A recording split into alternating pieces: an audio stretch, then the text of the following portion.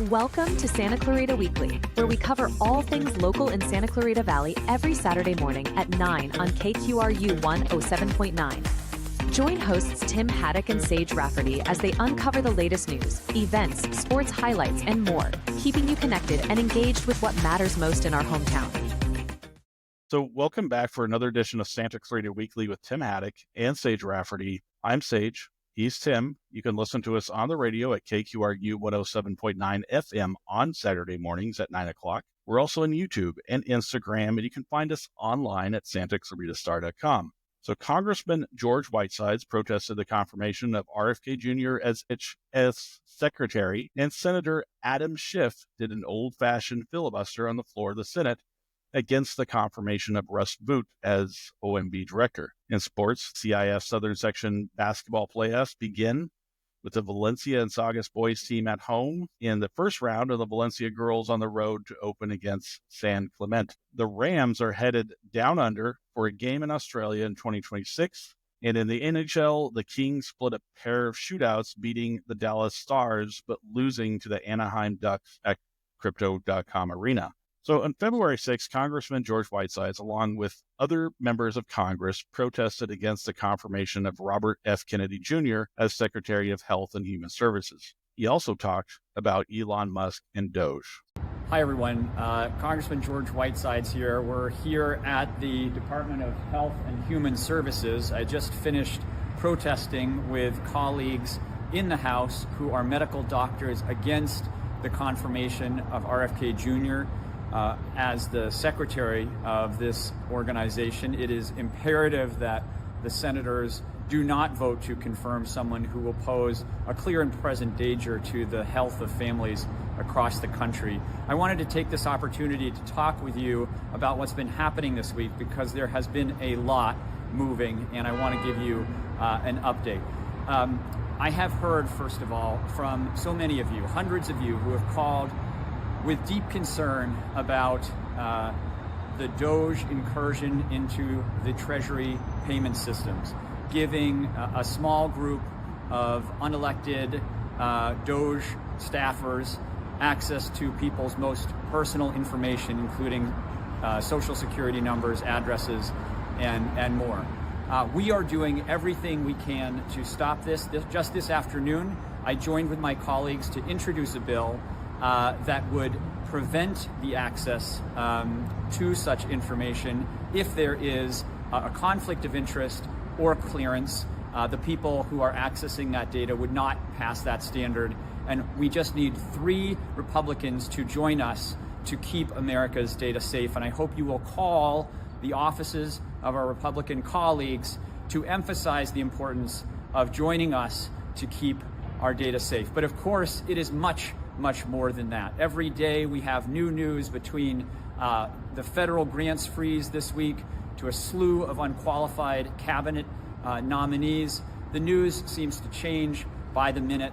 I have been working closely with many different groups across the country, trying to coordinate and support them as they file lawsuits and temporary restraining orders to stop the deluge of unconstitutional and unlawful activities.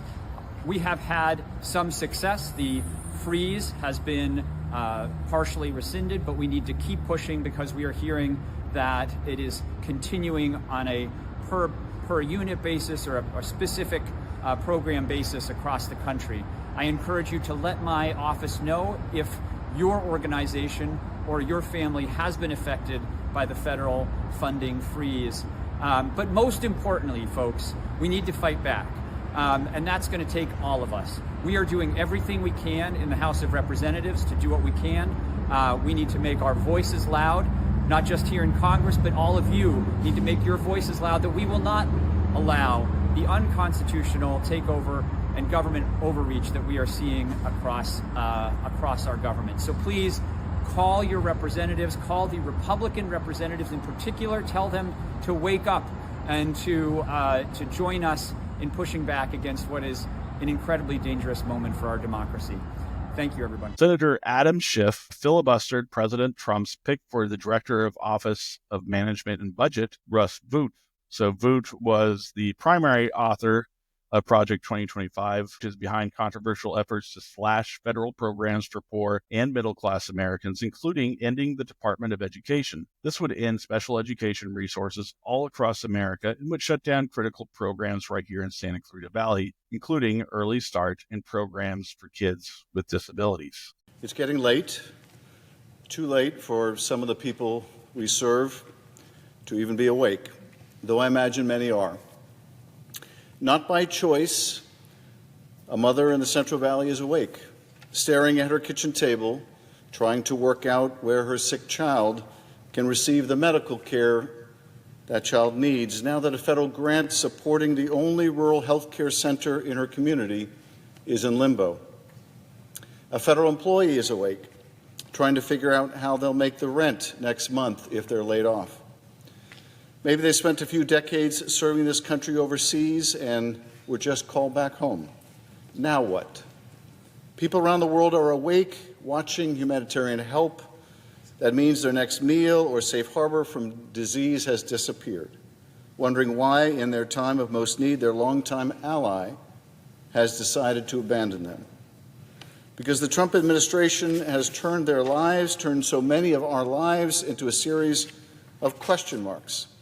Because this president and his cronies like Elon Musk and Russ Vought are putting politics and profits over people's lives, over people's livelihoods. Chaos seems to be the watchword with this administration, but the chaos is not a consequence of this. The chaos is the goal. The chaos is the purpose. By throwing everything at the wall, they can create confusion. They hope to muddy the waters while opening the floodgates. Unconstitutional executive orders, illegal memos, illegally accessing private citizens' data.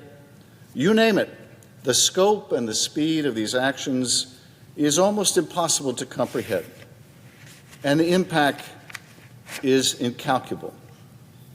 This is all part of a larger effort to consolidate power, every possible power, in the control of one man, well, maybe two men, so they can plunder the country to benefit themselves and their billionaire buddies. What is the story of what they're doing here?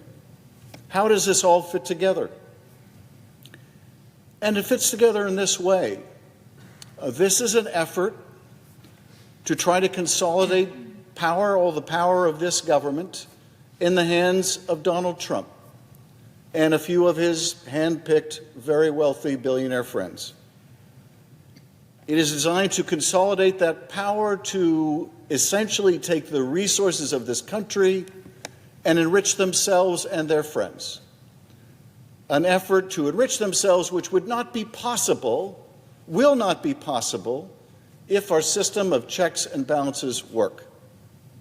But if they can somehow take apart these institutions, if they can somehow persuade or demand or cow the people in this institution and the House of Representatives and the courts and the Supreme Court, if they can prevent us from playing our institutional role as a check and balance, then what is left between them and the Treasury? Nothing.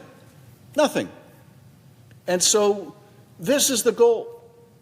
Discredit the government, dismember checks and balances, so that they can raid the till. Checks and balances be damned. Congressional authority be damned.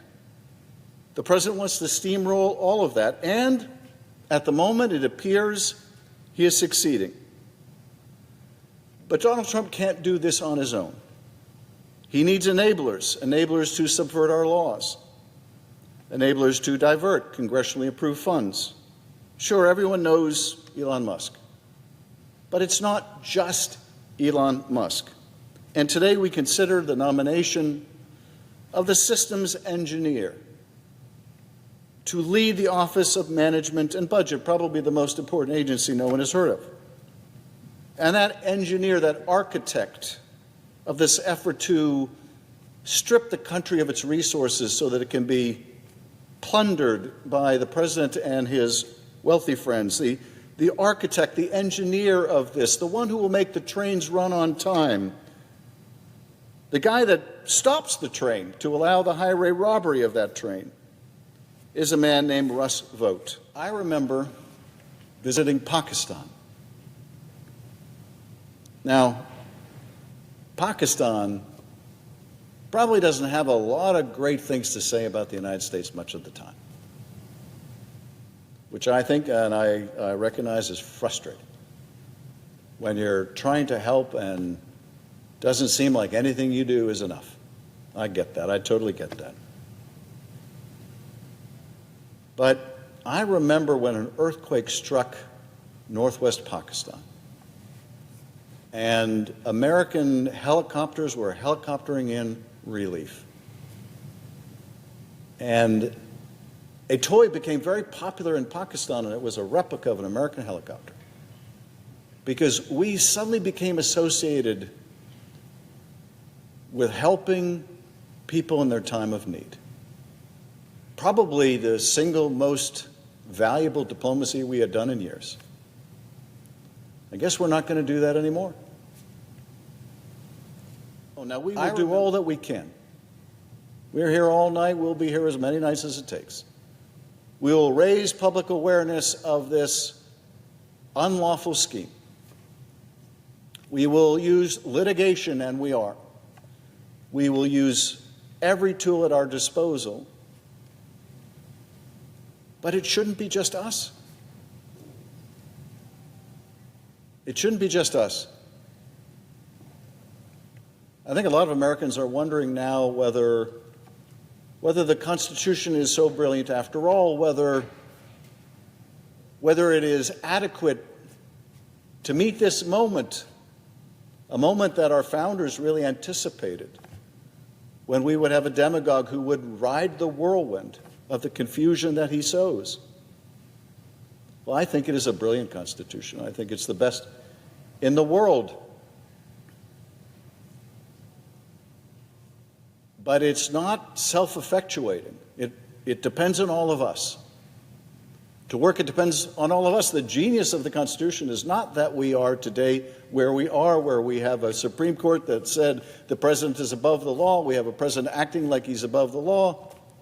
We have the administration bringing in unelected billionaires to take data and who knows what else. We have terrible national security breaches and not a murmur of dissent about them. The genius of the Constitution is not that this is happening, but that it was forestalled until now, that we got through these more than 2 centuries without confronting this. But this is where we are, and this will be the real test of our Constitution, what it will mean in this moment. So let's turn quickly to the funding freeze. How does that fit into this effort? There was a memo, as we know, to freeze all federal funding, federal loans and assistance. We saw the reports, the days of chaos. We saw hospitals wondering whether they would get funding to keep their clinic doors open. We saw parents wondering whether their child care would be available, seniors wondering whether they would have the services that they needed. And for what? Once again,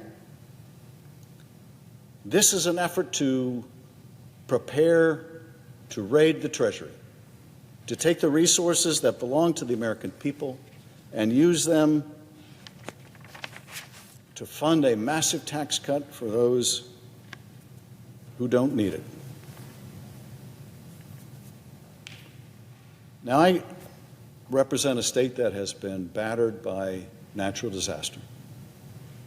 So I take this very personally, this freeze on federal funding, because my constituents need the help of FEMA, they need the help of the SBA, they need to know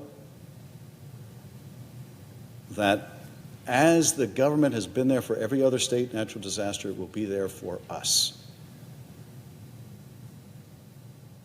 And the idea of freezing that funding and inhibiting that recovery so that there can be just a bit more money for Donald Trump and Elon Musk and his allies is anathema to my constituents. And it should be unacceptable for all the rest of us. Mr. President, I yield back. So despite Democratic efforts to delay his confirmation, Vought was confirmed as OMB Director by the U.S. Senate.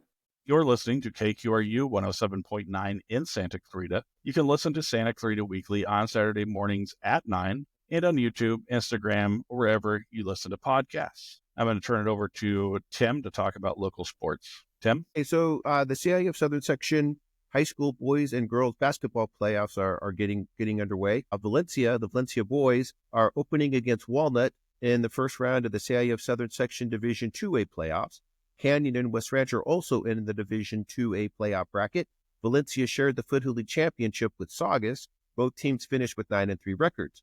The Valencia boys are home for their first round game against Walnut, the second place team from the Palomares League. Walnut is 19-9 overall and was 7-3 in the Palomares League. Saugus boys play Pacifica Christian in the first round of the CIF Southern Section Division 2 AA playoffs. Saugus has a 5-game winning streak entering the playoffs and will be home in the first round. Pacifica Christian is the co-champion of the San Joaquin League and finished with a 19-7 record. Pacifica Christian was 5-1 in league play and also has a 5-game winning streak entering playoffs. The Canyon boys play El Dorado in the first round of the Southern Section Division 2A playoffs.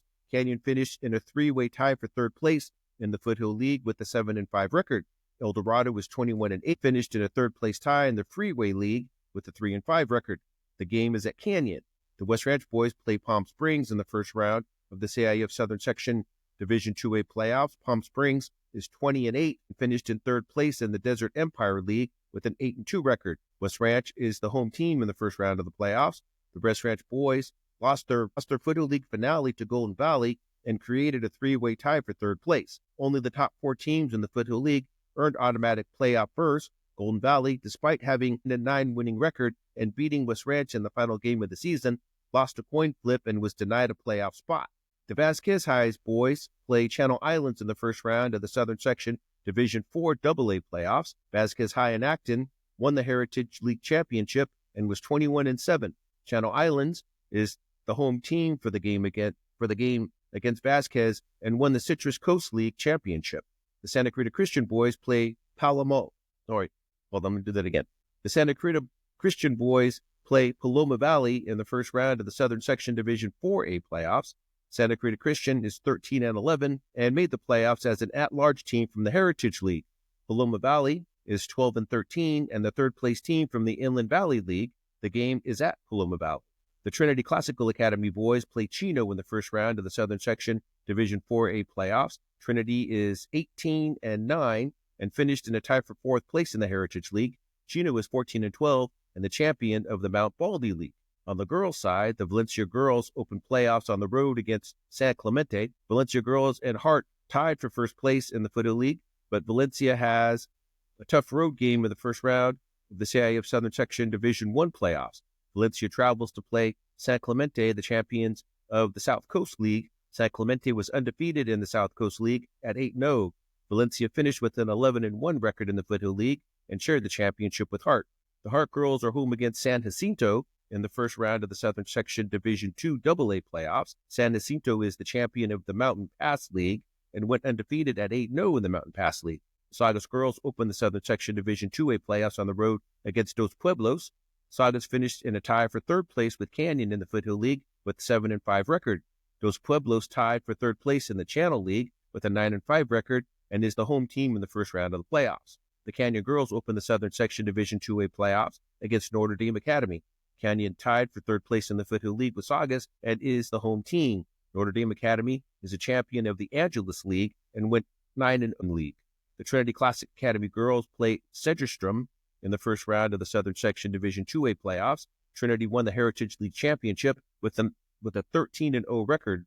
Sedgerstrom finished in a tie for second place in the Empire League with a 5-3 record, and the game is at Sedgerstrom High. The Santa Clarita Christian girls play Anaheim in the first round of the Southern Section Division 4 AA playoffs. Santa Clarita Christian finished in second place in the Heritage League with an 11-3 record and is the home team against Anaheim. Anaheim is second place team from the Coast League with a 6-2 record. All right. So Hey, thank you, Tim. So let's talk about the NFL. The Rams will play an NFL game in Australia in 2026 and will be the home team. It is the first time the NFL is playing a regular season game in Australia. The announcement was made during the Super Bowl weekend. The NFL played games in Europe in 2025. There were games in London, Madrid, and Berlin. The date and time of the game in Australia and the Rams' opponent have yet to be announced. NFL Commissioner Roger Goodell said playing a game in Australia is part of the NFL's ambitions to become a global sport and accelerate international growth. He said this, quote, together with the Victorian state government, Visit Victoria in the Melbourne Cricket Ground, and with the Los Angeles Rams in 2026, we look forward to making history in what is an important market for the NFL and a significant next step in expanding our international footprint, end quote. Stan Kroenke, the owner and chairman of the Rams, said it is an exciting time for the Rams fans. Sorry, it's Kroenke, right? Kroenke, yes, just Kroenke. Yeah, Kroenke. Stan Kroenke, the owner and chairman of the Rams, said it is an exciting time for Rams fans around the world. He said this. He said, this is a next important step for both the Rams and the broader Kroenke sports and entertainment family to continue to expand our reach globally, and we are thrilled to work with Commissioner Goodell and the league office to make history and bring the first NFL regular season game to Australia, end quote. So, Tim, what are the NFL's long-term goals for its presence in Australia? Is this just a one-off event, or is it the beginning of a sustained effort to build a fan base there? Well, I don't know if it's an effort to build a fan base in Australia. It is an effort to expand the NFL globally. You know, the NFL has been expanding, playing games in Europe. They've been doing that. They've been doing that for a while now. And last year they played games in Madrid and in Germany, in Madrid, Spain, in Berlin, Germany, and in London, in England. So, you know, it's just been a pattern for the NFL. They've been trying to broaden their reach into Europe, and now they're going into Australia. And just another side note on this, the NFL has been trying to get into the Australian market for a while now. And they have an agreement that the Los Angeles Rams and the Philadelphia Eagles have marketing arrangements in Australia. So those two teams have exclusive marketing rights in Australia to sell merchandise, to have projects, exhibitions, fan type events in the country. It's included, you know, things like having the cheerleaders. Ram cheerleaders have been to Australia to do events there. The Ram mascot has gone over. Some of the old Rams players have even gone over and done like goodwill events and tried to build a more of a fan base in the country. So I don't know if this means that at some point there may be a team in Australia. That might be a little hard to do, but they're definitely trying to build a fan base there and trying to bring the sport to the country and get the country interested. So at least they're watching on TV, they're buying the merchandise, they're becoming more of a participant, more of a fan of the NFL, and so this is part of that bigger goal. But as far as getting a team or having teams playing in Australia, or maybe even like a little league, like a minor league football type situation in Australia, I don't know if that's in the works, but it's definitely a way to expand the fan base and to bring in more fans in different parts of the world. All right. Thank you, Tim. Tim, can you talk to us about what's been going on with the Los Angeles Kings and the NHL? So the Kings, well, the NHL season, basically, the first half of the NHL season is pretty much over, but the Kings finished off their first half of the season with a little 3-game homestand, and the last 2 games they went to shootouts in both their last 2 games, and they beat the Dallas Stars in a shootout, and then they lost to the Ducks in a shootout. So the Kings came home after a 5-game road trip and beat the Montreal Canadiens. That was the first game that when they played at home. Their next 2 games went to shootouts with mixed results. The Kings beat the Dallas Stars in a shootout, but lost to the Anaheim Ducks 2 nights later in a shootout. The Kings took a 1-goal lead, 3-2, in the third period against the Stars. Warren Foegele wasted no time scoring a goal 11 seconds in the first period and giving the Kings a 1-0 lead. But the Stars tied the score 1-1 on a goal by Matt Duchene with 2 seconds to play in the first period. The Kings scored 2 goals in the second period. The first was by Kevin Fiala and put the Kings up 3-1. It was his 21st goal of the season and his 5th goal in 3 games. The Stars closed the gap on a goal by Thomas Harley, but Alex Laferriere scored his 14th goal of the season to give the Kings a 3-2 lead heading into the third period. The Stars scored 2 goals to open the third period and took the lead 4-3. Anze Kopitar scored his 13th goal of the season to tie the score 4-4 in the third period, and the game went into overtime, and the referees waved off a goal by Fiala that would have won the game for the Kings. Instead, the game went into a shootout, and the Kings won it 2-0.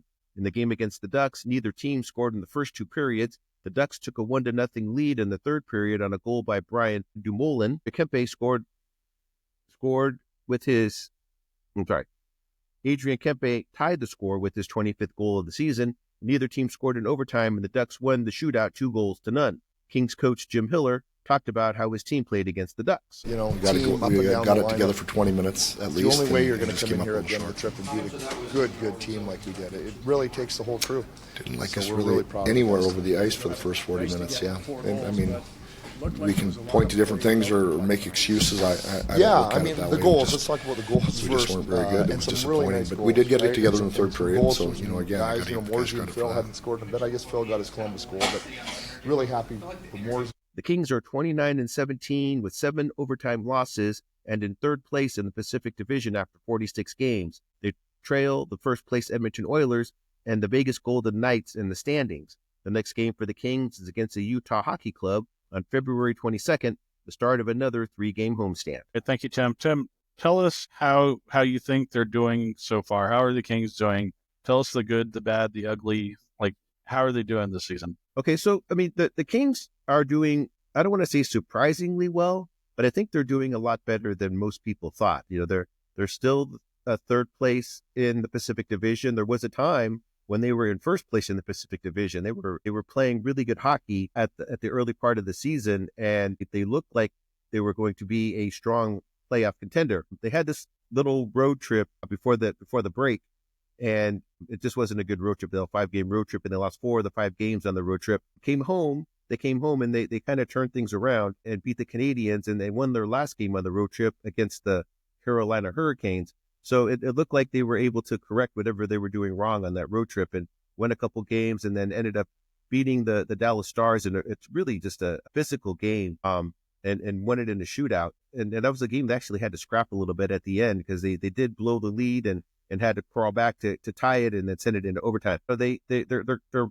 going into the break on a little bit of a high note. They've won 3 of their last 4 games, and they started scoring some goals again. And they look like they found the way that they were playing early in the season when they were in first place, and they were a much stronger team. But we'll see. I mean, they're in good position right now. They've been playing good hockey, and if they continue this way, they will be a playoff team, and they should be a strong playoff team. Once the season comes to an end. But good first half of the season. They had some strong points, and at one point they were the best team in the league. So you really can't ask for anything more out of them. Thank you, Tim. So that's our show. So tune in next week for more discussions about the news from Santa Clarita. You can listen to us on the radio at KQRU 107.9 FM at 9 on Saturday mornings. You can also watch us on YouTube, TikTok, and Instagram, and listen to us on SantaClaritaStar.com, wherever you listen to podcasts. So leave us a comment and be sure to subscribe to Santa Clarita Weekly Online.